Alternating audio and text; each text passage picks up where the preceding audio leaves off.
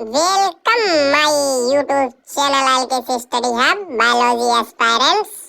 आज हम आपके लिए लाए हैं बहुत ही इम्पोर्टेंट डायग्राम की वीडियो, जिसमें आपको वो इम्पोर्टेंट डायग्राम हम देने वाले हैं जो बोर्ड एग्जाम में हर साल पूछे जाते हैं। हमने एनालिसिस करके उन डायग्रामों के क्वेश्चन उठाए हुए हैं, आपको हम आज दिखाने वाले हैं बिल्कुल फुल्ली। ये समझ लीजिए कि बायोलॉजी का आप गर्दा उड़ा देंगे यदि इतने डायग्राम आपने याद कर लिए। आपको ये पता होगा कि डायग्राम 5 नंबर में आते हैं, और यदि हर क्वेश्चन में यदि आपने डायग्राम और आरेख बना दिया तो जो एग्जामिनर है वो नंबर दे के ही जाता है, क्योंकि हर प्रयास करो कि हर एक क्वेश्चन में यदि संभव हो तो उसमें आरेख ही बना दो, तो आधा नंबर तो आरेख के दे देता है वो।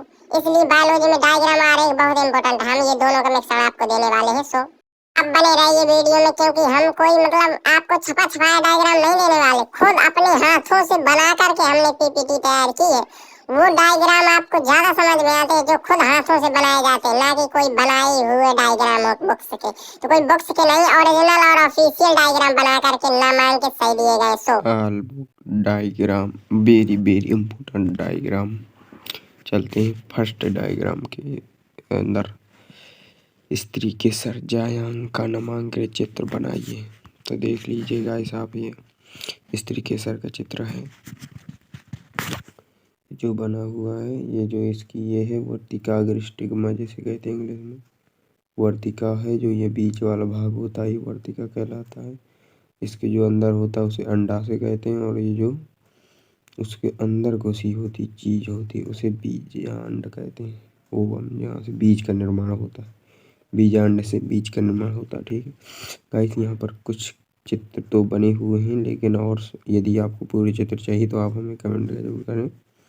हम अभी आपको क्वेश्चन केवल दिखाई दे रहे हैं जो कि इम्पोर्टेंट है, कौन कौन से चित्र। यदि आपको उसमें से बना हुआ चित्र चाहिए या बनाकर बताएं हम सरल तरीके से, आप हमें कमेंट करना। ठीक है। क्वेश्चन टू कह रहा परिपक्व परागकोश का अनुप्रस्थ काट का चित्र बनाइए। तो हमें जो परिपक्व परागकोश है उसके अनुप्रस्थ काट का चित्र बनाना है। ठीक है। क्वेश्चन नंबर 3, पुष्प की संरचना का सचित्र वर्णन कीजिए। पुष्प की संरचना बनाना है और उसका नाम भी लिखने वर्णन करना है। ठीक है। चलते हैं 4th नंबर क्वेश्चन, एक परागकण की सूक्ष्मदर्शी रस संरचना का सचित्र वर्णन करिए। तो हमें परागकण जो ये होता है उसको बनाना और उसकी सूक्ष्मदर्शी संरचना का सचित्र वर्णन यानी नाम सहित वर्णन करना है।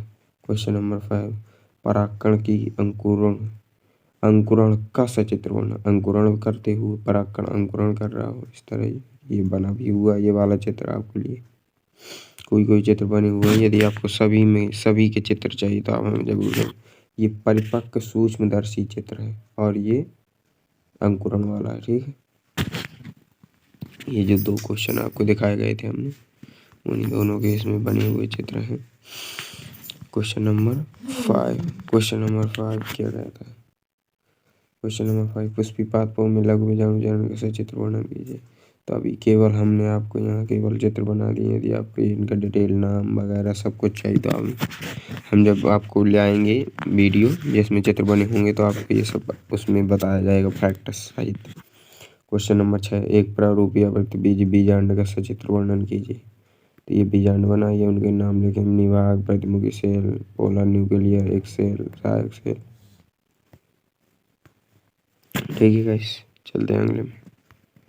क्वेश्चन नंबर 7, आवर्ती बीजीपाद में गुरु बीजाणु जनन की प्रक्रिया का वर्णन कीजिए। क्वेश्चन नंबर 7 है। क्वेश्चन नंबर 8, गुरु बीजाणु जनन क्या है। शुक्र जनन की विभिन्न अवस्थाओं का वर्णन कीजिए। इसमें शुक्र जनन दिखाना है। बहुत ही इम्पोर्टेंट और बहुत ही सरल तरीके से हम आपको बना करके बताएंगे कि शुक्र जनन क्या होता है, कैसे होता है, स्टेप बाय स्टेप की आपके दिमाग में बिल्कुल घुस जाएगा। इसलिए आप हमारी वीडियो में ध्यान से बने रहिए। ठीक है। शुक्राणु जनन गणना का चित्र बनाइए। शुक्राणु जनन गणना का चित्र बनाना है। इसमें शुक्राणु कैसा होता है उसका बनाना है चित्र, वो इस तरह से बनता है। देखो ये बना लेंगे और उसमें ये निकाल के ऐसे ये पूंछ बना देंगे। यहाँ एक ये लगा होता है, इसे हम कहते हैं एक्रोसोम।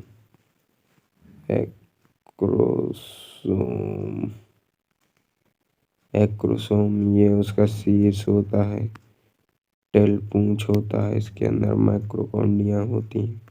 तो हम आपको ये डिटेल में बताएंगे, यदि आप हमें कमेंट करना सो जब हम इसका पार्ट 2 लाएंगे, ठीक। इसमें हम आपको क्वेश्चन बताने वाले हैं। क्वेश्चन नंबर 10 क्या कहता है, माता जनन तंत्र का नामांकित चित्र और इसके का बहुत ही इम्पोर्टेंट है, नर जनन तंत्र। वो इतने सचित्र वर्णन किया, इतने फ्रेशर हमने कि आप देखकर लगेगा कि नहीं भाई वर्क हुआ। क्वेश्चन नंबर 12, स्तन ग्रंथि का नामांकित चित्र बनाओ। स्तन ग्रंथि बनाना। अंडाणु की कोशिका का नामांकित चित्र बनाओ। क्वेश्चन नंबर 14, मानव में अंडाणु जनन की प्रक्रिया का सचित्र वर्णन करो। जो अंडाणु होता है उसको बनाना और उसकी प्रक्रिया बतानी और उसमें नाम लिखने। ये देखो बहुत ही इम्पोर्टेंट क्वेश्चन, परिशार्थ संकरण क्या है, उचित चित्र द्वारा बताओ। ये बहुत इम्पोर्टेंट है इस तरह से, और इसकी याद करने की ट्रिक है 1 2 3 1 2 1 2 2 1। तो ये सब हम एक आपके विद ट्रिक इस तरीके से समझा देंगे कि आप नहीं कहेंगे कि कुछ है। तो आप इस वीडियो को ज़्यादा से ज़्यादा आपको शेयर करना है जाके, और आपको ज़्यादा से ज़्यादा कमेंट करना है कि इसके हम चित्र बना करके दिखाएं आपको, ठीक है। द्विसंकर संकरण का आरेख बनाकर समझाइए। रुधिर वर्गों की वंशागति को समझाइए, ठीक है।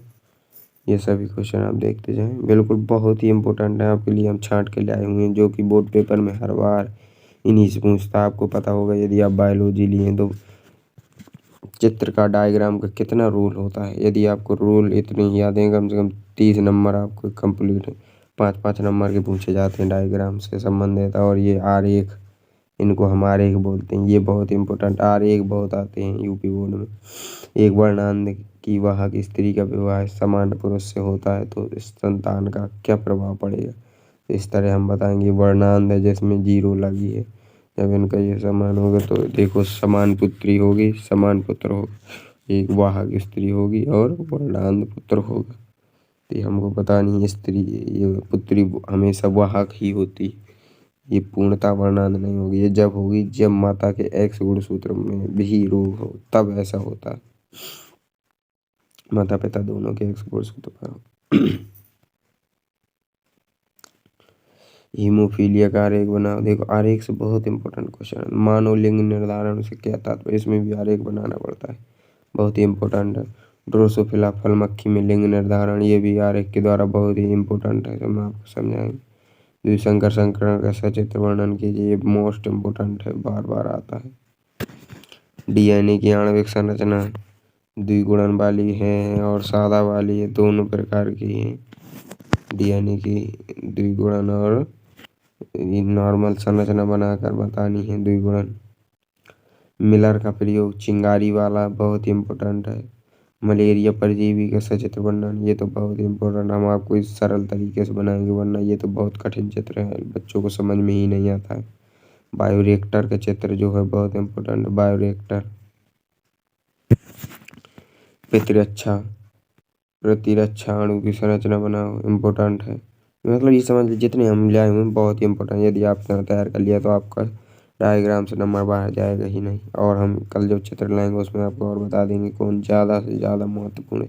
और ये समझिए पूरी बुक का है, हर एक चैप्टर 13 में से 13 चैप्टर के हमने छांट के बनाया हुआ है। मानव में इंसुलिन उत्पादन के चरणों का विभिन्न वर्णन कीजिए, सचित्र वर्णन कीजिए। तो ये सब इसमें है।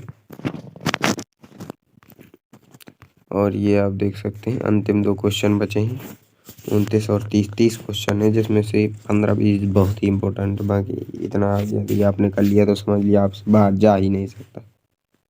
ये है एक स्थलीय पारितंत्र में अपघटन चक्र का आरेख, और 30वां है पारिस्थितिक तंत्र पिरामिड किसे कहते हैं, आरेख सहित ऊर्जा, भार और संख्या। ये 3 पिरामिड हैं जो कि बहुत इंपॉर्टेंट। 6 नंबर ये समझ लो 5 नंबर का आता है, तीनों में से बनाना, छोटी छोटे इस तरह से बना देते हैं, इस तरह से हम आपको कल आपको समझाएंगे, बिल्कुल इम्पोर्टेंट। सो आपको ये वीडियो कैसा लगा आप हमें कमेंट करके ज़रूर बताएं, और अपने दोस्तों के साथ ज़रूर शेयर करें। और हमारे चैनल को भी सब्सक्राइब कर लें और बेल आइकन को प्रेस कर लें ताकि नेक्स्ट वीडियो आते ही आपको तुरंत इन्फॉर्मेशन मिले। और आप हमें ज़्यादा से ज़्यादा कमेंट करें ताकि हम इसके पार्ट 2 बना करके ले आएँ, जिसमें आपको विस्तार पूर्वक चित्र बना करके समझाए जाएँ और उसमें सचित्र वर्णन भी किया गया हो और आरेखों को इस तरह से डिफाइन करें कि आपको बिल्कुल दिमाग में छपता चला जाए। सो आप कमेंट करें, अपने दोस्तों के साथ शेयर ज़रूर करें और यदि आपको वीडियो अच्छी लगे तो हमारे वीडियो को लाइक करें, सब्सक्राइब करें। Thank you so much.